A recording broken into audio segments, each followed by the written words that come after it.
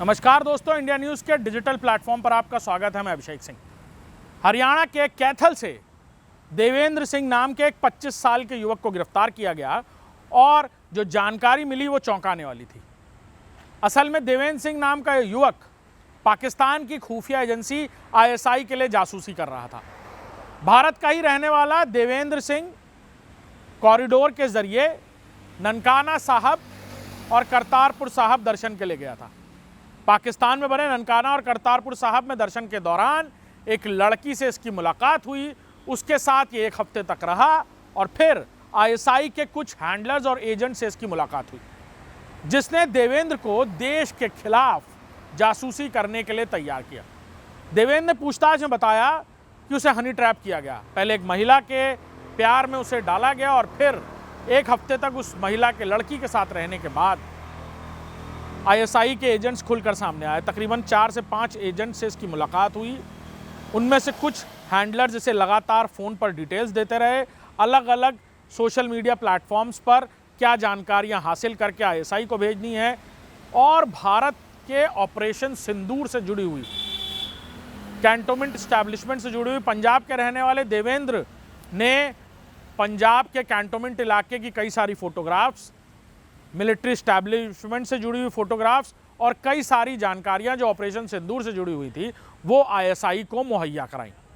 गिरफ्तारी के बाद देवेंद्र ने पूरी कहानी जब बताई तो देश की एजेंसियों ने भी अब उससे पूछताछ शुरू कर दी है। देवेंद्र ने बताया कि कैसे कॉरिडोर के जरिए वो ननकाना साहब और करतारपुर साहब दर्शन के लिए गया था। पाकिस्तान में कदम रखने के बाद ISI की नज़र देवेंद्र पर पड़ी और ISI को लगा कि एक सही प्लान हो सकता है और देवेंद्र को हनी ट्रैप किया गया। एक लड़की के प्यार में पड़ने के बाद देवेंद्र 1 हफ्ते तक पाकिस्तान में उस लड़की के ही साथ रहा, जिसके बाद ISI के एजेंट्स ने उसे ब्रेन वॉश किया।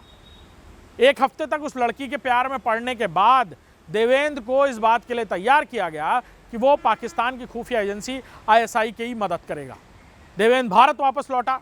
उसने ISI के मंसूबों के तहत भारत के मिलिट्री एस्टैब्लिशमेंट से जुड़ी हुई जानकारियां, फोटोग्राफ्स, वीडियोस और तमाम डिटेल्स यानी कैंटोनमेंट एरिया के अलग अलग जियो टैगिंग के लोकेशंस भी पाकिस्तान को भेजना शुरू कर दिया। देश की खुफिया एजेंसियों को जब यह जानकारी हुई तब हरियाणा पुलिस की एक स्पेशल टीम पहुंची कैथल और जहां देवेंद्र की गिरफ्तारी हुई और फिर जब उससे पूछताछ हुई तो ये बातें निकलकर सामने आई।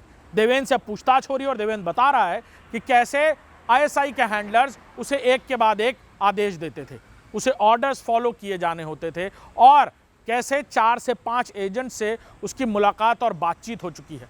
पाकिस्तान में भी कुछ एजेंट से उसकी मुलाकात हुई थी और भारत में वो हैंडलर्स उसे फ़ोन पर और अलग अलग माध्यमों से मैसेज देते हैं कि उसे आगे क्या करना है। देवेंद्र की गिरफ्तारी के बाद अब देश की एजेंसीज देवेंद्र से पूछताछ कर रही हैं और कौन हैंडलर्स हैं जो भारत में उसकी मदद कर रहे थे, इस बारे में पड़ताल शुरू हो चुकी है।